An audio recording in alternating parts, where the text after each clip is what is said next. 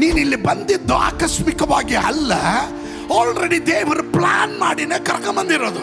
ಅವರ ಮೊರೆ ದೇವರು ಕೇಳಿದನು, ಅವರ ಕಣ್ಣನ್ನು ದೇವರು ಕಂಡನು. ದೇವರು ತೀರ್ಮಾನಿಸಿದನು, ಈ ಜನರನ್ನ ನಾನು ಹೊರಗಡೆ ಕರ್ಕೊಂಡ್ಬರ್ತೀನಿ. ನಿನ್ನ ಭವಿಷ್ಯಕ್ಕೆ ಬೇಕಾದದ್ದು ಎಲ್ಲವನ್ನ ದೇವರು ಆಲ್ರೆಡಿ ತೀರ್ಮಾನ ಮಾಡಿಬಿಟ್ಟಿದ್ದಾನೆ. ಅವರಿಂದ ಬಿಟ್ಟು ಕೆಲಸ ಮಾಡಿಸ್ಕೊಂಡ ಜನಾಂಗವನ್ನ ನಾನು ಶಿಕ್ಷಿಸಿದ ನಂತರ ಅವರು ಬಹಳ ಆಸ್ತಿವಂತರಾಗಿ, ದೇವರು ನಿನ್ನನ್ನು ಕರೆದಿರೋದಾದ್ರೆ, ವಾಗ್ದಾನ ಮಾಡಿರೋದಾದ್ರೆ, ನಿನ್ನ ಅಂತ್ಯ ಬರಿಗೈಯಲ್ಲಾಗಿರೋದಿಲ್ಲ. ನಿನ್ನ ಸ್ಥಿತಿ ಮೊದಲನೇ ಸ್ಥಿತಿಗಿಂತ ಅದು ಉತ್ತಮವಾಗಿರುತ್ತೆ. ದಾನ್ ಕುಲದಲ್ಲಿ ಒಬ್ಬ ಸಂಶೋಧನನ್ನ ದೇವರು ಎಬ್ಬಿಸಿದ ಹಾಗೆ ನಿನ್ನ ಕುಟುಂಬದಲ್ಲಿ ಒಬ್ಬ ಸಂಶೋಧನನ್ನ ದೇವರು ಎಬ್ಬಿಸೋದಕ್ಕೆ ಶಕ್ತನಿದ್ದಾನೆ. ಒಬ್ರಿಗಾದ್ರೂ ಕೈ ಕೊಟ್ಟು ಮುಖ ನೋಡಿ ನಗ್ನಗ್ತಾ ಹೇಳ್ರಿ, ಹೇಳೋದು ಮರ್ತಿದ್ದೆ, ತುಂಬ ಚೆನ್ನಾಗಿ ಕಾಣ್ತಾ ಇದ್ದೀರಾ ಅಂತ. ಸತ್ಯವೇದ ಗ್ರಂಥ ತಂದಿರುವವರೆಲ್ಲರೂ ನನ್ನೊಟ್ಟಿಗೆ ವೇಗವಾಗಿ ನ್ಯಾಯಸ್ಥಾಪಕರುಗಳ ಪುಸ್ತಕ ಬುಕ್ ಆಫ್ ಜಡ್ಜಸ್, ಅದು 3ನೇ ಅಧ್ಯಾಯದ 1ನೇ ವಚನದಿಂದ 3ನೇ ವಚನದವರೆಗೂ. ಇಸ್ರಾಯೇಲರು ತಿರುಗಿ ಯೆಹೋವನ ದೃಷ್ಟಿಯಲ್ಲಿ ದ್ರೋಹಿಗಳಾದದ್ದರಿಂದ ಆತನು ಅವರನ್ನು 40 ವರ್ಷಗಳ ತನಕ ಫಿಲಿಸ್ಟಿಯರ ಕೈಗೆ ಒಪ್ಪಿಸಿದನು. ಚೋರ್ಗಾ ಎಂಬ ಊರಲ್ಲಿ ದಾನ್ ಕುಲದವನಾದ ಮನೋಹ ಎಂಬ ಒಬ್ಬ ಮನುಷ್ಯನಿದ್ದನು. ಅವನ ಹೆಂಡತಿಯು ಬಂಜೆ ಆಗಿದ್ದರಿಂದ ಅವನಿಗೆ ಮಕ್ಕಳಿರಲಿಲ್ಲ. ಒಂದಾನೊಂದು ದಿವಸ ಯೆಹೋವನ ದೂತನು ಆಕೆಗೆ ಪ್ರತ್ಯಕ್ಷನಾಗಿ, ಇಗೋ, ಬಂಜೆಯಾಗಿ ಮಕ್ಕಳಿಲ್ಲದಿರುವ ನೀನು ಗರ್ಭವತಿಯಾಗಿ ಮಗನನ್ನು ಹೆರುವಿ. ಬಂಜೆಯಾಗಿ ಮಕ್ಕಳಿಲ್ಲದಿರುವ ನೀನು ಗರ್ಭವತಿಯಾಗಿ ಮಗನನ್ನು ಹೆರುವಿ. ಇವತ್ತಿನ ನನ್ನ ಸಂದೇಶದ ಪೀಠಿಕೆ ದ ಟ್ರೈಬ್ ಆಫ್ ದಾನ್ ಕುಲದ ಕುರಿತು ಅಲ್ಪ ಸಮಯ ನಿಮ್ಮ ಮುಂದೆ ವಾಕ್ಯದೊಂದಿಗೆ ನಿಲ್ಲೋದಕ್ಕೆ ಪ್ರಯತ್ನ ಪಡ್ತೇನೆ. ನೀವೆಲ್ಲರೂ ಸ್ತೋತ್ರದೊಂದಿಗೆ ಇರಬೇಕು. ಆಮೇಲೆ ಪಕ್ಕದಲ್ಲಿರೋ ಕೈ ಕೊಟ್ಟು ಹೇಳ್ರಿ, ಸ್ವಲ್ಪ ಶಬ್ದ ಮಾಡ್ತೀನಿ, ಸಹಿಸ್ಕೊಳ್ರಿ ಅಂತ ಹೇಳ್ಬಿಡಿ.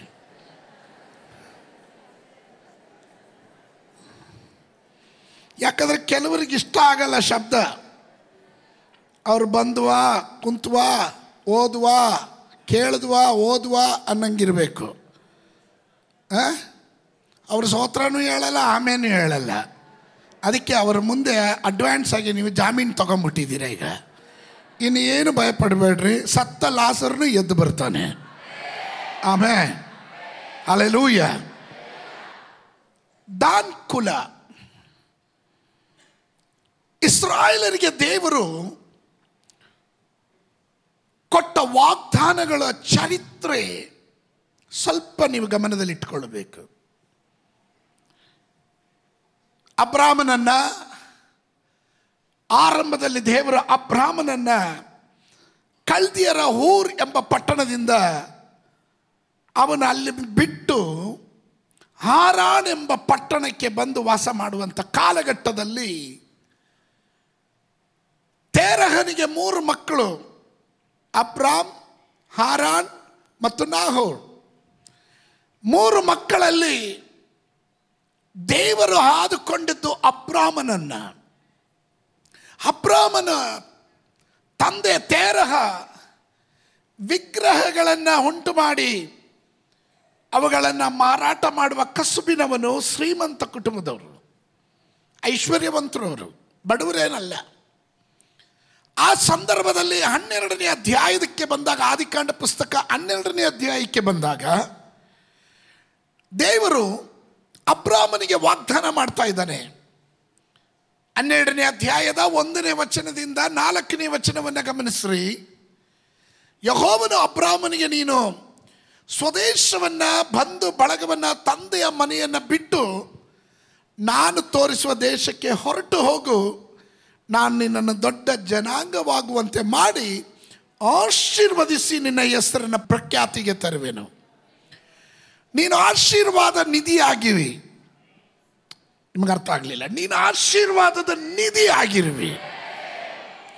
ಈ ನಿಧಿ ಅಂದರೆ ಏನು? ತೋಡ್ತಾ ತೋಡ್ತಾ ಬರ್ತಾನೇ ಇರುತ್ತೆ. ಔಟ್ ಆಫ್ ಸ್ಟಾಕನ್ನು ಬೋರ್ಡ್ ಹಾಕೋಕ್ಕಾಗಲ್ಲ. ಯಾವಾಗಲೂ ಸ್ಟಾಕ್ ಫುಲ್ ಆಗಿರುತ್ತೆ. ಅದನ್ನೇ ನಿಧಿ ಅಂತ ಹೇಳೋದು. ನೀನು ಆಶೀರ್ವಾದದ ನಿಧಿಯಾಗಿರುವಿ. ನಿನ್ನನ್ನು ಹರಸುವೆನು. ನಿನ್ನನ್ನು ಶಪಿಸುವವರನ್ನು ಶಪಿಸುವೆನು. ನಿನ್ನ ಮೂಲಕ ಭೂಲೋಕದ ಎಲ್ಲ ಕುಲದವರಿಗೂ ಆಶೀರ್ವಾದ ಉಂಟಾಗುವುದು ಎಂದು ಹೇಳಿದನು.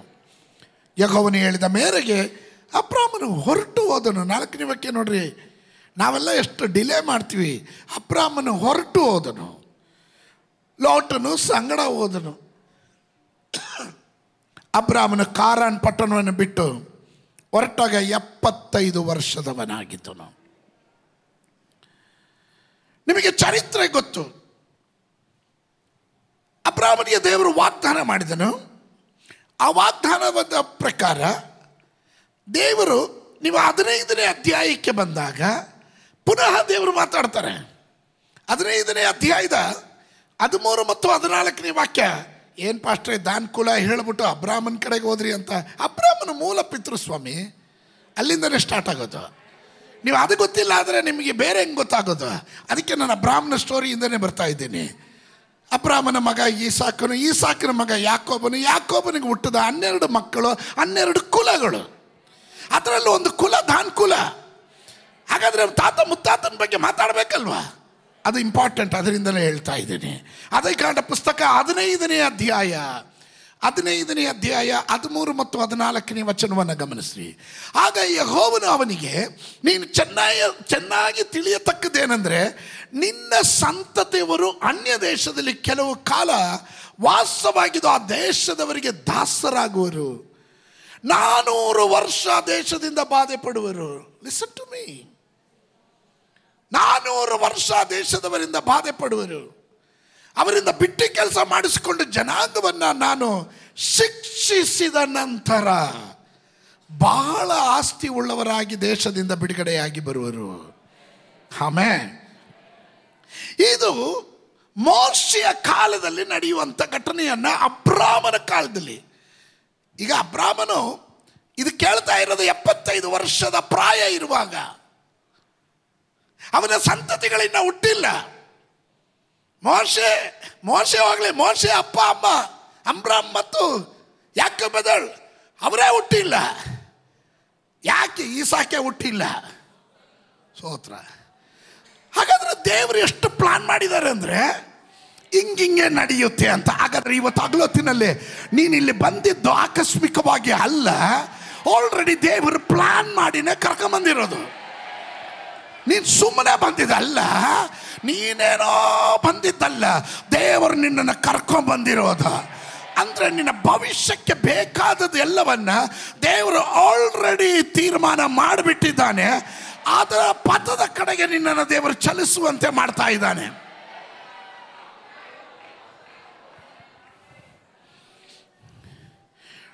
ಮೋಶೆ ಕಾಲ ಬಂತು. ದೇವರು ಹೇಳಿದನು ವಾಗ್ದಾನದ ದೇಶದ ಕುರಿತು. ವಾಗ್ದಾನದ ದೇಶ ಕನಾನ್ ದೇಶ, ಹಾಲು ಜೇನು ಹರಿಯುವ ದೇಶ. ಆ ದೇಶವನ್ನು ಪ್ರವೇಶಿಸುವುದಕ್ಕೆ ಮುಂಚೆ ಇಸ್ರಾಯೇಲ್ ಜನರು ಐಗುಪ್ತ ದೇಶದಲ್ಲಿ ಅವರು ದಾಸತ್ವಕ್ಕೆ ಬಿದ್ದರು. 400 ವರ್ಷಗಳ ಕಾಲ ದೇವರು ಅಬ್ರಾಮನಿಗೆ ಮುಂತಿಳಿಸಿದ ಹಾಗೆ ಅವರನ್ನು ಬಿಟ್ಟಿ ಮಾಡಿಸಿದ್ರು. ಇಟ್ಕೆ ಸುಟ್ಟರು, ಕಷ್ಟ ಬಿದ್ದರು. ಅವರು ಕಷ್ಟ ಬಿದ್ದು ಕಣ್ಣೀರು ಸುರಿಸಿದ್ರು. ಅವರ ದುಸ್ಥಿತಿಯನ್ನು ಕಂಡು ದೇವರು ಮನ ಕರಗಿದ್ರು. ಅವರ ಮೊರೆ ದೇವರು ಕೇಳಿದನು. ಅವರ ಕಣ್ಣನ್ನೀರು ದೇವರು ಕಂಡನು. ದೇವರು ತೀರ್ಮಾನಿಸಿದನು, ಈ ಜನರನ್ನು ನಾನು ಹೊರಗಡೆ ಕರ್ಕೊಂಬರ್ತೀನಿ. ಐಗುಪ್ತ ದೇಶದಿಂದ ಹೊರಗಡೆ ಕರ್ಕೊಂಬರೋದಕ್ಕೆ ದೇವರು ಪ್ಲ್ಯಾನ್ ಮಾಡಿದ ಮೇಲೆ ಸ್ವಲ್ಪ ಗಮನಿಸ್ರಿ. ಇದುವರೆಗೂ ದಾಸತ್ವದಲ್ಲಿದ್ದಂಥ ಇಸ್ರಾಯೇಲ್ ಜನರು ಹೊರಗಡೆ ಬರೋ ಟೈಮಲ್ಲಿ ಅವರು ಬರೇಗೈಯಲ್ಲಿ ಬರಬೇಕಲ್ಲ. ಇಷ್ಟು ದಿನ ದುಡಿದಿದ್ದು ಏನು ಸೇವಿಂಗ್ಸ್ ಅಕೌಂಟಲ್ಲಿ ಏನು ಸೇವಿಂಗೇ ಇಲ್ಲ, ಏನು ಸೇವಿಂಗ್ಸ್ ಇಲ್ಲ. ಆದ್ರೆ ದೇವರ ವಾಗ್ದಾನ ಇದೆ. ಇಷ್ಟು ಕಾಲ ದುಡಿದೆ ಆದರೆ ಏನು ಸೇವಿಂಗ್ಸ್ ಇಲ್ಲ. ವಾಗ್ದಾನ ಉಳ್ಳವರು ಯಾರಾದರೂ ಇದರ ಒಳಗಡೆ ಇದ್ದೀರಾ? ಏನೂ ಇಲ್ಲ, ಬಿಟ್ಟಿ ಮಾಡಿಸ್. ಅವಾಗಲೇ ದೇವರು ಹೇಳಿದ್ರು ಬಿಟ್ಟಿ ಮಾಡಿಸ್ತಾರೆ. ಬಿಟ್ಟಿ ಮಾಡಿಸೋದಂದ್ರೆ ಏನು? ಕೆಲಸ ಮಾಡು, ನೋ ಸ್ಯಾಲ್ರಿ. ಕೆಲಸ ಮಾಡು, ನೋ ಸ್ಯಾಲ್ರಿ. ಬಿಟ್ಟಿ ಮಾಡಿಸೋದು, ಅದನ್ನು ದೇವರ ಹೇಳಿದ್ರು. ಆಮೇಲೆ ಒಂದು ಮಾತು ಹೇಳಿದ್ರು, ಅವರು ಆ ದೇಶದಿಂದ ಹೊರಡುವಾಗ ಅವ್ರು ಬರೆಗೈಯಲ್ಲಿ ಬರಲ್ಲ ಅಂತ. ಕಮಾನ್, ಇವತ್ತು ನಿನ್ನ ಬರೆಗೈಯಲ್ಲಿ ಹೋಗೋದಕ್ಕೆ ನನ್ನ ದೇವರ ಅನುಮತಿ ಮಾಡಲ್ಲ. ನೀನು ಬಂದಾಗ ಬರದಾಗಿ ಬಂದೆ, ಹೋಗುವಾಗ ತುಂಬಿದವಳಾಗಿ ತುಂಬಿದವನಾಗಿ ಹೋಗತಕ್ಕಂತೆ ಪರಿಶುದ್ಧಾತ್ಮನು ಆಲ್ರೆಡಿ ಇಲ್ಲಿ ಚಲಿಸಲ್ಪಟ್ಟಿದ್ದಾನೆ. ಕಮಾನ್ ಸಂಬಡಿ, ನೀವು ರೆಡಿಯಾಗಿರ್ರಿ. ನಿಮ್ಮ ಪ್ರೊಫೆಟಿಕಲ್ ವರ್ಡ್ ರಿಲೀಸ್ ಮಾಡ್ತಾ ಇರ್ತೀನಿ. ನಿಮಗುಳ್ಳದಾದ್ರೆ ಜಿಗಿದು ಹಿಡ್ಕೊಂಬಿಡ್ರಿ ಅದನ್ನು. ಸ್ತೋತ್ರ, ಹಲ್ಲೆಲೂಯಾ. ನೀನು ಬಂದಂಗೆ ನೀನು ವಾಪಸ್ ಹೋಗಲ್ಲ. ನಿನ್ನನ್ನು ಬರಿದಾಗಿ ದೇವರು ಕಳಿಸಲ್ಲ. ನೀನು ಖಾಲಿ ಪಾತ್ರೆಯಾಗಿ ಬಂದಿರಬಹುದು, ಆದರೆ ವಾಪಸ್ ಹೋಗುವಾಗ ತುಂಬಿ ತುಳುಕುವ ಪಾತ್ರೆಯಾಗಿ ನಿನ್ನನ್ನು ಆಶೀರ್ವಾದ ಮಾಡೇ ದೇವರು ಕಳಿಸೋದು.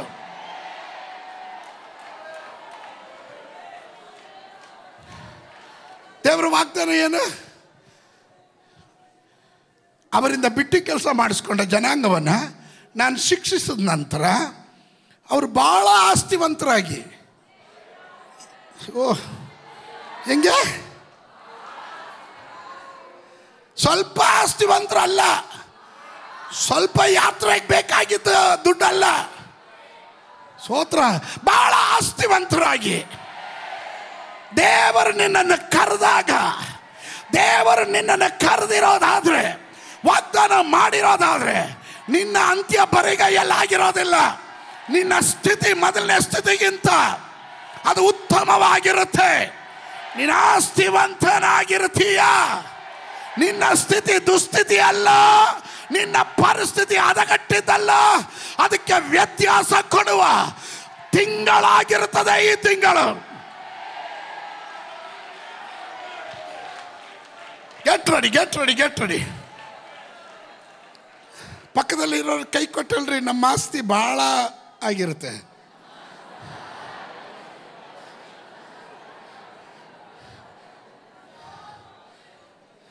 ಬಹಳ ಆಸ್ತಿವಂತರಾಗಿರ್ತೀವಿ. ಪಕ್ಕದಲ್ಲಿರೋರ್ಗೆ ಹೇಳ್ರಿ, ಚೆನ್ನಾಗಿ ನೋಡ್ಕೊಂಬಿಡಿ ಬ್ರದರ್. ಈಗಲೇ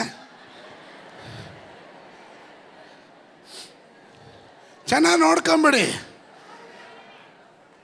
ಸೈತಾನ ಯಾರೋ ಕಿವಿಯಲ್ಲಿ ಮಂತ್ರಿಸ್ತಾ ಇದ್ದಾನೆ, ಫಸ್ಟ್ ಜೋಬಲ್ಲಿ ಎಷ್ಟು ದುಡ್ಡಿದೆ ಫಸ್ಟ್ ನೋಡಯ್ಯ. ಆ ಸೈತಾನನಿಗೆ ಹೇಳು, ಜೋಬಲ್ಲಿ ದುಡ್ಡಿಲ್ಲ, ಆದರೆ ನನಗೊಂದು ವಾಗ್ದಾನ ಆಗಿರುವಂಥದ್ದಾಗಿದೆ. ನನಗೊಂದು ವಾಗ್ದಾನ ಇದೆ. ಆ ವಾಗ್ದಾನ ಮಾಡಿದವನು ಅಲ್ಪ ಪ್ರಾಣಿ ಅಲ್ಲ, ಅವನು ಉದ್ಭವ ಮೂರ್ತಿ ಅಲ್ಲ, ಇಟ್ಟ ಕಡೆ ಇರುವವನಲ್ಲ, ಶಿಲ್ಪಿ ಕೆತ್ತಿದ ಶಿಲ್ಪವಲ್ಲ. ಅವನು ಇದ್ದವನು, ಇರುವಾತನು, ಬರಲಿಕ್ಕಿರುವವನು. ಅವನೇ ಆಲ್ಫಾ, ಅವನೇ ಒಮೆಗ, ಅವನೇ ಆರಂಭ, ಅವನೇ ಅಂತ್ಯ. ಅವನು ನಿರ್ಧರಿಸಿದರೆ ಯಾವ ಸೈತಾನನಿಗೂ ಅದನ್ನು ತಡೆ ಹಿಡಿಯಕ್ಕಾಗೋದಿಲ್ಲ ಎಂದು ನಂಬುವವರು ಯಾರಾದರೂ ಇದರ ಒಳಗಡೆ ಇದ್ರೆ ಸೈತಾನ ಕೇಳುವ ಹಾಗೆ ಸ್ತೋತ್ರ ಹೇಳ್ರಿ.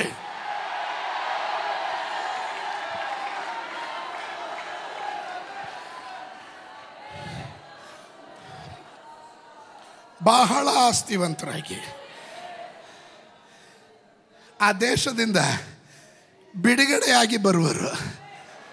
ಇವತ್ತು ಕೆಲ ಬಿಡುಗಡೆಗಳು ನಡೀಲಿಕ್ಕೆ ಹೋಗುತ್ತೆ. ಸುಮ್ಗೆ ಬರೋಲ್ಲ. ಬಿಡುಗಡೆ ಬಂದರೆ ನಿನ್ನ ಕೈ ತುಂಬ ಆ ಸ್ಥಿತಿ ಪರಿಸ್ಥಿತಿ ಎಲ್ಲ ಚೇಂಜ್ ಆಗಿರುತ್ತೆ. ಹಲ್ಲೆಲೂಯಾ. ಮನುಷ್ಯ ಕೊಡೋದು ಮನೆ ತನಕ, ದೇವರು ಕೊಡೋದು ಕೊನೆ ತನಕ. ದೇವರು ಕೊಟ್ಟರೆ 99% ಅಲ್ಲ, 99.9% ಅಲ್ಲ. ನನ್ನ ದೇವರು ಸಂಪೂರ್ಣನು. ಅವನು ಏನು ಮಾಡಿದ್ರು ಸಂಪೂರ್ಣತೆ ಕಡೆಗೆ.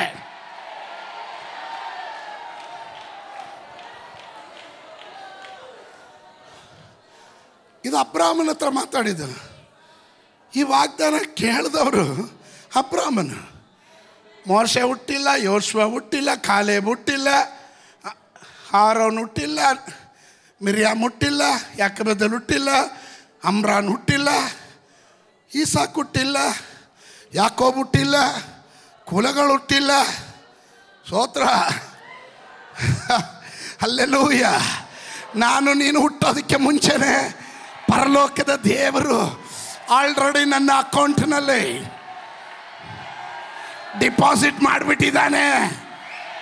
ಅದರ ಮಧ್ಯದಲ್ಲಿ ಸೈತಾನ್ ಹೇಳ್ತಾನೆ, ನೀನು ಅದನ್ನು ಹಿಡಿಯೋಕ್ಕಾಗಲ್ಲ, ಅದು ತಗೊಳಕ್ಕಾಗಲ್ಲ, ಬಿಡೋದಿಲ್ಲ, ನೀನು ಅದನ್ನು ಎಟ್ಕೋದಕ್ಕೆ, ಅದನ್ನು ಹಿಡಿಯೋದಕ್ಕೆ ನಿನಗೆ ಎಟಕ್ಸೋದಿಲ್ಲ, ನೀನು ಹಿಡಿಯೋದಕ್ಕಾಗೋದಿಲ್ಲ.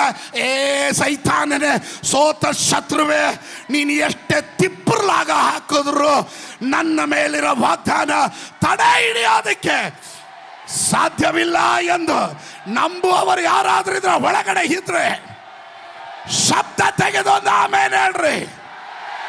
My God said it, He will do it. ನನ್ನ ದೇವರು ಹೇಳಿದ್ದಾನೆ, ಅದು ನೆರವೇರುತ್ತೆ. ಈಗ ಇವರು ಬಿಟ್ಟಿ ಕೆಲಸ ಮಾಡಿಸ್ಕೊಂಡಿರೋರು, ದಾಸತ್ವದಲ್ಲಿರೋರು, ಇವರು ಓಡುವಾಗ ಇವರು ಹೆಂಗೆ ಐಶ್ವರ್ಯವಂತರಾಗ್ತಾರೆ? ಮ್ಯಾಜಿಕ್ ಗೀಜಿಕ್ ಮಾಡ್ತಾರ? ಪವಾಡ ಏನಾದರೂ ನಡೆಯುತ್ತಾ? ಯಾವ ಪವಾಡನೂ ಇಲ್ಲ, ಪಕೋಡನೂ ಇಲ್ಲ. ದೇವ್ರು ಹೇಳಿದಾನೆ, ದೇವ್ರು ಮಾಡ್ತಾನೆ. ಪಕ್ಕದಲ್ಲಿರೋರು ಕೈ ಕೊಟ್ಟು ಹೇಳ್ರಿ, ದೇವ್ರು ಹೇಳಿದಾನೆ, ದೇವ್ರು ಮಾಡ್ತಾನೆ. ಹೆಂಗ್ ನಡೆಯುತ್ತೆ ನನಗೆ ಹೆಂಗೆ ಗೊತ್ತಾ? ಏನ್ರಿ ಇಷ್ಟೊಂದು ಧೈರ್ಯವಾಗಿ ಹೇಳ್ತೀರಾ? ಅದೇ ದೇವ್ರು ಹೇಳಿದ್ದಾರೆ, ನಡೆಯುತ್ತೆ. ದೇವ್ರು ಹೇಳಿದ್ದಾರೆ, ನಡೆಯುತ್ತೆ. ನಿನ್ನ ಸ್ಥಿತಿ ಬದಲಾವಣೆ ಆಗುತ್ತೆ, ನಿನ್ನ ಅವಸ್ಥೆ ಬದಲಾವಣೆ ಆಗುತ್ತೆ. ನೀನು ಬಂದಂಗೆ ಹೋಗೋದಿಲ್ಲ, ನೀನು ಬರಿಗೈಯಿಂದ ಹೋಗೋದಿಲ್ಲ. ವಿಮೋಚನೆ ಕಾಂಡ ಪುಸ್ತಕ 3:21 ಬುಕ್ ಆಫ್ ಎಕ್ಸೋಡಸ್ 3:21. ಅದಲ್ಲದೆ ಈ ನನ್ನ ಜನರಿಗೆ ಐಗುಪ್ತರ ದಯೆ ದೊರಕುವಂತೆ ಮಾಡುವೆನು. ಹೇಗೆ? ಸ್ತೋತ್ರ. ಕರೆಕ್ಟಾಗಿ ಯೋಚನೆ ಮಾಡ್ರಿ. ಯಾವ ಯಜಮಾನ್ ಸ್ಯಾಲ್ರಿನೇ ಕೊಡಲ್ಲ ಅನ್ನೋ ಅವನಿಗೆ ನಿನ್ನ ಮೇಲೆ ದಯೆ ಉಂಟು ಮಾಡ್ತಾನೆ ದೇವರು. ಒಂದು ಟಚ್ ಅಷ್ಟೇ, ಅವನು ರಾತ್ರಿ ಅವನಿಗೆ ನಿದ್ದೆ ಕೊಡಲ್ಲ. ಫಸ್ಟ್ ಇಷ್ಟು ವರ್ಷದ ಸಂಬಳ ಎಲ್ಲ ಇಟ್ಕೊಂಡಿದೆಯಲ್ಲ, ಅದ್ರದ್ದು ಇಂಟ್ರೆಸ್ಟ್ ಇಷ್ಟು, ಸ್ತೋತ್ರ, ಅದ್ರದ್ದು ಬಡ್ಡಿ ಇಷ್ಟು, ಅದ್ರ ಮೇಲೆ ನೀನು ಲೇಟ್ ಮಾಡಿದಿಷ್ಟು, ಲೇಟ್ ಫೀಸು ಎಲ್ಲ ಕ್ಯಾಲ್ಕುಲೇಟ್ ಮಾಡಿ ದೇವರು ಹೇಳ್ತಾ ಇದ್ದಾನೆ, ಐಗುಪ್ತ ದೇಶದಲ್ಲಿ ಇಸ್ರಾಯೇಲ್ ಜನರಿಗೆ ಅವರನ್ನು ಬಾಧಿಸಿದವರು, ಅವರನ್ನು ಬಂಧನದಲ್ಲಿ ಇಟ್ಟವರನ್ನ ಅವರೇ ಇವರಿಗೆ ದಯೆ ತೋರತಕ್ಕಂತೆ. ದೇವರು ಸುಮ್ಮನೆ ಹೇಳಲಿಲ್ಲ, ವೈರಿಗಳ ಎದುರಿನಲ್ಲಿ ನಾನು ನಿನಗೆ ಔತಣ ಸಿದ್ಧ ಮಾಡ್ತೀನಿ ಅಂತ.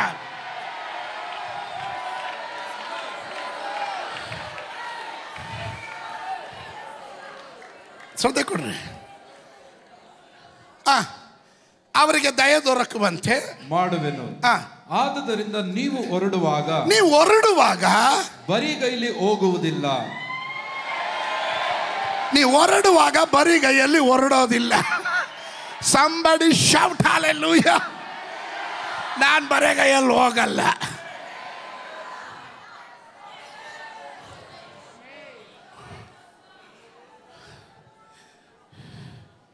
ಅದಕ್ಕೆ ದೇವರು ಏನು ಮಾಡಿದ್ರು ಗೊತ್ತಾ? 12ನೇ ಅಧ್ಯಾಯ 36ನೇ ವಾಕ್ಯಕ್ಕೆ ಬನ್ನಿ. ವಿಮೋಚನೆ ಕಾಂಡ ಪುಸ್ತಕ ಎಕ್ಸೋಡಸ್ 12:36. ಯೆಹೋವನು ಅವರ ಮೇಲೆ ಐಗುಪ್ತರಲ್ಲಿ ದಯೆಯನ್ನು ಹುಟ್ಟಿಸಿದ್ದರಿಂದ ಅವರು ಕೇಳಿಕೊಂಡದ್ದನ್ನ ಕೊಟ್ಟರು. ನೋಡಿದ್ರ, ಸಂಬಳ ಕೇಳಿದ್ರೆ ಕೊಡ್ತಿರ್ಲಿಲ್ಲ, ಈಗ ಕೇಳ್ದಲ್ಲ ಕೊಡ್ತಾ ಇದ್ದಾರೆ. ಓಹೋ, ಏನವ ಈ ನೆಕ್ಲೆಸ್ ತುಂಬ ಚೆನ್ನಾಗಿದೆಯಲ್ಲವ, ಅದು ಕೊಡು. ಹೌದಾ, ತಗೊಳಮ್ಮ. ಆ ಜಿಮ್ಕಿ ತುಂಬ ಚೆನ್ನಾಗಿದೆ, ಅದು ತಗೋ. ಇನ್ನೇನು ಬೇಕಾ? ಆ ಬಳೆ, ಆ ಕಾಲುಂಗುರ, ಕೈ ಉಂಗುರ, ಆ ಬೊಟ್ಟು, ಏನದಕ್ಕೆ ಹೇಳೋದು? ಹಣೆ ಬೈಕೊಂಡ್ರ ಬೊಟ್ಟು. ಸ್ತೋತ್ರ. ಏನು ಬೇಕೋ ಎಲ್ಲ ಕೊಟ್ಟು ತಗೋ, ಕೇಳಿದಲ್ಲ ಸ್ತೋತ್ರ. ಯಾರಾದರೂ ಇದು ನಡೆಯುತ್ತಾ? ಹೆಂಗಾದ್ರು ಮಾನಸಿಕವಾಗಿ ಯೋಚನೆ ಮಾಡ್ರಿ, ನಡೆಯುತ್ತಾ? ಆದರೆ ದೇವ್ರ ವಾಕ್ಯ ಹೇಳ್ತದೆ, ದೇವರು ಅವರ ಒಳಗಡೆ ದಯೆ ಹುಟ್ಟಿಸಿದ್ನು. ಇರಲಿಲ್ಲ ದಯೆ.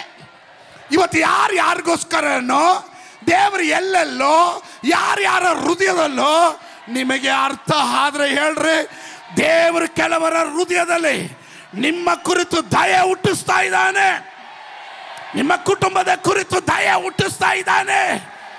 ಇದುವರೆಗೂ ಬಾಧಿಸಿದವರು, ಇದುವರೆಗೂ ನಿನ್ನನ್ನು ಅವಮಾನ ಮಾಡಿದವರು ಅವರೇ ಹೇಳ್ತಾರೆ, ಏನೋ ಗೊತ್ತಿಲ್ಲ, ನೀನು ಏನು ಕೇಳಿದ್ರೆ ತಗೋ ತಗೋ, ಆಸ್ತಿ ಪಾಲ್ ತಗೋ. ಯಾವ ಅಪ್ಪ ಆಸ್ತಿ ಕೊಡಲ್ಲ ಅದನ್ನು ಆ ಅಪ್ಪನಿಗೆ ಈ ರಾತ್ರಿ ದೇವರು ಅವನ ಹೃದಯದಲ್ಲಿ ದಯೆ ಹುಟ್ಟಿಸ್ತಾನೆ. ಯಾವ ಅಣ್ಣ ನಿನಗೆ ಆಸ್ತಿ ಕೊಡಲ್ಲ ಅನ್ನೋ, ನೀನು ದೇವ್ರ ಮಗಳಾಗಿದ್ರಿಂದ ನಿನಗೆ ನಮ್ಮ ಆಸ್ತಿಯಲ್ಲಿ ಒಂದು ಪಾಲು ಕೊಡಲ್ಲ ಅನ್ನೋ, ಅವನೇ ಹೇಳ್ತಾನೆ, ಎಲ್ಲ ರೆಡಿ ಇದೆ, ಒಂದು ಪಾಲು ಎಕ್ಸ್ಟ್ರಾ ನಿನಗೆ ಮಡಗಿದ್ದೀನಿ, ಬಂದು ತಗೊಂಡೋಗು ಅಂತ. ಹೆಂಗೆ ಇದು ನಡೆಯುತ್ತೆ? ದೇವರು ಕೆಲವರ ಹೃದಯದಲ್ಲಿ ದಯೆ ಹುಟ್ಟಿಸ್ತಾ ಇದ್ದಾನೆ. ಯೇಸುವಿನ ನಾಮದಲ್ಲಿ ನಾನು ಅದನ್ನು ಅಂಥ ಒಂದು ದಯೆ ನನ್ನ ಜನರಿಗೋಸ್ಕರ, ಈ ಶಬ್ದವನ್ನು ಆಲಿಸುತ್ತಿರುವ ಜನರಿಗೋಸ್ಕರ ರಿಲೀಸ್ ಮಾಡ್ತಾ ಇದ್ದಾನೆ, ರಿಲೀಸ್ ಮಾಡ್ತಾ ಇದ್ದಾನೆ. ದಯೆ ಹುಟ್ಟಲೆ, ದಯೆ ಹುಟ್ಟಲೆ. ದಯೆಯನ್ನು ಹುಟ್ಟಿಸೋದ್ರಿಂದ ಅವರು ಕೇಳ್ಕೊಂಡದ್ದನ್ನು ಕೊಟ್ಟರು. ಹೀಗೆ ಇಸ್ರಾಯೇಲರು ಐಗುಪ್ತರ ಸೊತ್ತನ್ನು ಸುಳ್ಕೊಂಡ್ರು. ಸುಳ್ಕೊಂಡ್ರು ಅಂದರೆ ಏನು? ಬಾಳೆನ ಚಿಪ್ಪೆನ ಸುಳ್ದಂಗೆ ಇವರು ಧರಿಸ್ಕೊಂಡಿದ್ದನ್ನೆಲ್ಲ ಸುಳ್ಕೊಂಡ್ರು. ಆಮೇಲೆ ಸ್ತೋತ್ರ ಬರಲಿಲ್ಲ. ಸಮಥಿಂಗ್ ಸೂಪರ್ ನ್ಯಾಚುರಲಿ ಈ ತಿಂಗಳು ದೇವರು ಕೆಲವರಿಗೋಸ್ಕರ ಎಲ್ಲೆಲ್ಲೋ ಯಾರ್ಯಾರೋ ಹೃದಯದಲ್ಲಿ ದಯೆಯನ್ನು ಹುಟ್ಟಿಸ್ತಾ ಇದ್ದಾನೆ. ನಿನಗೆ ಗೊತ್ತಿಲ್ಲದೆ ಇರೋ ಕನೆಕ್ಷನ್ಗಳು ಬರುತ್ತೆ, ನಿನಗೆ ಗೊತ್ತಿಲ್ಲದೆ ಇರುವ ಕಾಂಟ್ಯಾಕ್ಟ್ಗಳು ಬರುತ್ತೆ, ನಿನಗೆ ಗೊತ್ತಿಲ್ಲದೆ ಇರುವಂಥ ವ್ಯಕ್ತಿಗಳು ಅದರ ಕನೆಕ್ಷನ್ಗಳು ಬರುತ್ತೆ. ದೇವರು ಯಾರ ಬಳಿಯಲ್ಲಿ ಮಾತಾಡ್ತಾ ಇದ್ದಾನೆ, ಯಾರೋ ಎಲ್ಲಿಂದನೋ ಫೋನ್ ಕರೆ ಬರುತ್ತೆ, ಇಮೇಲ್ ಬರುತ್ತೆ, ಟೆಕ್ಸ್ಟ್ ಮೆಸೇಜ್ ಬರುತ್ತೆ. ಸಮಥಿಂಗ್ ಸಮಥಿಂಗ್ ಸಮಥಿಂಗ್ ದಯೆ ಹುಟ್ಟುತ್ತಾ ಇದೆ. ಇದು ಹುಟ್ಟಿಸುವವನು ಬೇರೆ ಯಾರೂ ಅಲ್ಲ, ಇದನ್ನು ದೇವರು ಹುಟ್ಟಿಸುವವನಾಗಿದ್ದಾನೆ. ದೇವರ ದಯೆಯನ್ನು ಹುಟ್ಟಿಸುವವನಾಗಿದ್ದಾನೆ. ಆ ವ್ಯಕ್ತಿ ನೀನಾಗಿದ್ರೆ, ಆ ದಯೆಗೆ ಪಾತ್ರನಾಗುವ ವ್ಯಕ್ತಿ ನೀನಾಗಿದ್ರೆ, ಒಂದಿಬ್ಬರಿಗಾದ್ರೂ ಐ5 ಹೊಡೆದಾದ್ರೂ ಹೇಳು, ಆ ವ್ಯಕ್ತಿ ನಾನೇ, ಪಾಸ್ಟರ್ ನನ್ನ ಕುರಿತು ಮಾತಾಡ್ತಾ ಇರೋದು ಅಂತ.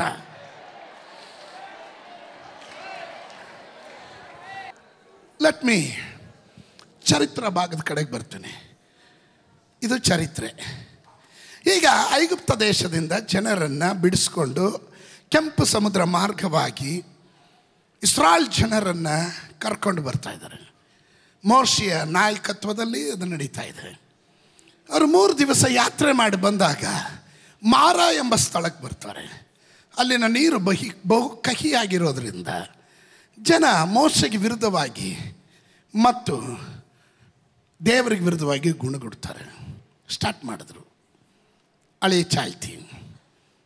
ಇವರು ಯಥಾಸ್ಥಿತಿ ಬಿಡೋದೇ ಇಲ್ಲ, ಯಥಾಸ್ಥಿತಿ ಬಿಡಲಿಲ್ಲ, ಗುಣಗುಟ್ಟಿದ್ರು. ಮಾರವನ್ನು ಸಿಹಿ ಮಾಡಿದ್ರು. ಅವಾಗ ಗ್ಲೋರಿ ಗ್ಲೋರಿ ಗ್ಲೋರಿ. ತಿರ್ಗಾ ಮುಂದೆ ಹೋದ್ರು, ಬಂಡೆ ನೀರಿಲ್ಲ, ಬಂಡೆಯನ್ನು ಸೀಲಿ ತಿರ್ಗಾ ದಾಹತ್ತಿದ್ರು. ಎಲ್ಲ ಸ್ತೋತ್ರ. ಸಿಕ್ಕಿದಾಗ ಸ್ತೋತ್ರ, ಸಿಗದೇ ಇದ್ದಾಗ ಸೂತ್ರದಲ್ಲಿ ಎಂದೊಂದು ಡೈಲಾಗ್ ಹೊಡಿಯೋರು. ಸ್ತೋತ್ರ ಹೇಳದೇ ಇದ್ದಾಗ ನನಗೊಂದು ಸಂಶಯ. ಆಮೇಲೆ ಮರುಭೂಮಿಯ ಯಾತ್ರೆ ಕಠಿಣವಾಗಿತ್ತು. 40 ವರ್ಷಗಳ ಯಾತ್ರೆ ಮರುಭೂಮಿಯಲ್ಲಿ. ಕಾರಣ ದೂರ ಅಲ್ಲ, ಡಿಸ್ಟೆನ್ಸ್ ಅಲ್ಲ. ನಾವು ಇಲ್ಲಿಂದ ಬ್ಯಾಪ್ಟಿಸ್ಟ್ ಆಸ್ಪತ್ರೆಗೆ ಹೋಗೋದಕ್ಕೆ ಅಮ್ಮಮ್ಮ ಅಂದರೆ 1.5 ಕಿಲೋಮೀಟ್ರು ಇಲ್ಲ. ಆದರೆ ತೆಗೆದುಕೊಳ್ಳುವ ಸಮಯ 45 ನಿಮಿಷ. ಟ್ರಾಫಿಕ್ ಜಾಮಿನ ನಿಮಿತ್ತವಾಗಿ ನಾವು ತಲುಪಿದ್ದು 45 ನಿಮಿಷಗಳು. ಅದು ವೇಗವಾಗಿ ತಲುಪಿದ್ರಿಂದ ಡಿಸ್ಟೆನ್ಸ್ ಕಡಿಮೆ ಇದೆ. ಕಾನಾನ್ ದೇಶಕ್ಕೆ ಇನ್ನೇನು ಹತ್ತಿರವಾಗುವಾಗ ಮರುಭೂಮಿ, ಚರಿತ್ರಕಾರರು ಹೇಳ್ತಾರೆ 40 ದಿವಸದಲ್ಲೇ ಹೋಗಬೇಕಾಗಿರುವಂಥ ವಿಷಯ ಅದು. ಆದರೆ 40 ವರ್ಷ ದೇವರು ಅವ್ರನ್ನ ಮರುಭೂಮಿಯಲ್ಲಿ ಸುತ್ತಿಸೋಕ್ಕೆ ಕಾರಣ ಏನಂದರೆ, ಗುಣಗುಟ್ಟಿ ದೇವ್ರನ್ನ ಕೋಪ ಎಬ್ಬಿಸ್ತಾ ಇದ್ರು. ಕೆಲವರು ಅಪ್ಲೈ ನೋ ರಿಪ್ಲೈ. ಯಾಕೆಂದರೆ ನೀನು ಒಂದು ಕಡೆ ಅಪ್ಲೈ ಮಾಡ್ತೀಯ, ಇನ್ನೊಂದು ಕಡೆ ಗುಣಗುಡ್ತೀಯ. ಅಂತ ನೀವು ಮೌನವಾಗಿದ್ದಾಗಲೇ ನಂಗೆ ಅರ್ಥ ಆಯಿತು, ಮೌನ ಸಮ್ಮತಿ ಪಾಸ್ಟ್ರೆ, ನನ್ನ ಬಗ್ಗೆನೇ ನೀವು ಹೇಳ್ತಾ ಇರೋದು ಅಂತ. ಸಿಕ್ಕಿದಾಗ ಸೋತ್ರ, ಆವೇಶ, ಏನೇನು ಅಬ್ಬಬ್ಬಬ್ಬಬ್ಬಬ್ಬಬ್ಬ. ಇಸ್ರಾಯೇಲ್ ಜನರಲ್ಲೂ ಹಂಗೆ ನಡೆದಿದ್ದು. ಈ ಜನರು ಮೊಂಡರಾಗಿದ್ದರು, ಅವಿದ್ಯತ್ವ ಉಳ್ಳವರು, ನಾಯಕತ್ವಕ್ಕೆ ವಿರುದ್ಧವಾಗಿ ಗುಣಗುಟ್ಟುವ ಜನರಾಗಿದ್ದರು, ದೇವರಿಗೆ ವಿರುದ್ಧವಾಗಿ ಮಾತನಾಡುವವರಾಗಿದ್ದರು, ದೇವರು ಮಾಡಿದ ಮಹತ್ ಕಾರ್ಯಗಳನ್ನು ಮರೆತು ಬಿಡ್ತಾ ಇದ್ದರು, ದೇವರಿಗೆ ಪದೇ ಪದೇ ಕೋಪ ಎಬ್ಬಿಸ್ತಾ ಇದ್ರು. ಒಂದು ಸಾರಿ ದೇವರೇ ಎದ್ದೇಳ್ತಾರೆ, ಬಿಡು ಈ ಜನರು ನಾನು ಸುಟ್ಟಾಕ್ಬಿಡ್ತೀನಿ ಅಂತ. ಮೋಶೆಗೆ ಹೇಳ್ತಾರೆ, ಈ ನಿನ್ನ ಜನರನ್ನು ಸುಟ್ಟಾಕ್ಬಿಡ್ತೀನಿ ಅಂತ. ಮೋಶೆ ಹೇಳಿದನು, cool down god, cool down. ಇವರು ನಿನ್ನ ಜನ ಅಂದಲ್ಲ, ಅದು ತಪ್ಪು ಸ್ಟೇಟ್ಮೆಂಟು. ಇವರು ನಿನ್ನ ಜನ, ನನ್ನ ಜನ ಅಲ್ಲ, ಇವರು ನಿನ್ನ ಜನ, ನೀನು ಆದುಕೊಂಡ ಜನ, ನಿನ್ನ ಸ್ವಕೀಯ ಜನ. ಓ ಬಿಡು ಮೋಶೆ, ನಾನು ಸುಟ್ಟಾಕ್ಬಿಡ್ತೀನಿ. ಸ್ತೋತ್ರ. ದೇವರೇ, ನೀನು ಸುಟ್ಟಾಕಿದ್ರೆ ಅನ್ಯ ಜನರು ಏನು ಹೇಳ್ತಾರೆ? ಐಗುಪ್ತ ದೇಶದಿಂದ ಕರ್ಕೊಂಬಂದು ದೇವರು ಹಾಳು ಮಾಡಿಬಿಟ್ರು ಅಂತ ತಾನೇ ಹೇಳ್ತಾರೆ. ದೇವನಾಮ ದೂಷಣೆ ಆಗಲ್ವಾ? ಯಾರು ಹೇಳ್ತಾ ಇರೋದು? ಮೋಶೆ ಹೇಳ್ತಾ ಇರೋದು. ಕೋಪಿಷ್ಠನಾಗಿದ್ದವನು, ಒಂದೇ ಏಟಿಗೆ ಒಬ್ಬನ ಹೊಡೆದು ಸಮಾಧಿ ಮಾಡಿದವನು. ಅವನು ಈಗ ದೇವ್ರ ಕೋಪ ಬಂದರೆ ಇವನೇ ದೇವ್ರನ್ನ ಕೂಲ್ ಡೌನ್ ಮಾಡಿಸ್ತಾ ಇದ್ದಾನೆ. ಅದಕ್ಕೆ ದೇವ್ರ ವಾಕ್ಯ ಹೇಳ್ತಾರೆ, ಮೋಶೆ ಹಾಗೆ ಸಾತ್ವಿಕನು ಭೂಲೋಕದಲ್ಲಿ ಮತ್ತೊಬ್ಬನು ಇಲ್ಲ ಅಂತ. ಅಂದರೆ ದೇವ್ರನ್ನೇ ಕೂಲ್ ಮಾಡಿಸ್ದವನು ಇವನು ಅಂತ. ಸ್ತೋತ್ರ. ಇದರ ಒಳಗಡೆ ಎಷ್ಟು ಕೋಪಿಷ್ಠರಿದ್ರು. ಇವಾಗ ಎಲ್ಲ ಸಾತ್ವಿಕತೆ ಉಳ್ಳವರು, ದೀನ ಮನಸ್ಸುಳ್ಳವರು, ತಗ್ಗಿರೋರು. ಕೆಲವರು ಆ್ಯಕ್ಟಿಂಗ್ ಮಾಡ್ತೀರ, ಅವರಲ್ಲ ನಾನು ಹೇಳಿದ. ಮೋಶೆ ಈ ಜನರನ್ನ ನಿಮಿತ್ತ ದುಃಖಿತನಾಗ್ತಾನೆ. ನನ್ನ ಚರಿತ್ರೆಯ ಭಾಗವನ್ನು ಮುಂದಕ್ಕೆ ಹೋಗ್ತೀನಿ. ದೇವರ ವಾಗ್ದಾನ ತಪ್ಪಿ ಹೋಗೋದಿಲ್ಲ. ಆದರೆ ವಾಗ್ದಾನ ಕೇಳಿ ನಡಿಬೇಕಾದ ಈ ಜನ ಗುಣಗುಟ್ಟಿದ್ರು. ಕಡೆಗೆ ದೇವರು ಹೇಳಿದ್ರು, ಇವರ ಕೋರಿಕೆ ಏನಾಗಿತ್ತು? ಮರುಭೂಮಿಯಲ್ಲಿ ನಾವು ಸಾಯಬೇಕು. ನಮಗೆ ಐಗುಪ್ತ ದೇಶದಲ್ಲಿ ಸಮಾಧಿಗಳು ಇರಲಿಲ್ವಾ? ಅಲ್ಲೇ ಎಷ್ಟೋ ಚೆನ್ನಾಗಿತ್ತು, ಇಲ್ಲಿ ಬರೇ ಮನ್ನಾ ತಿನ್ಬೇಕು. ಸೋತ್ರ.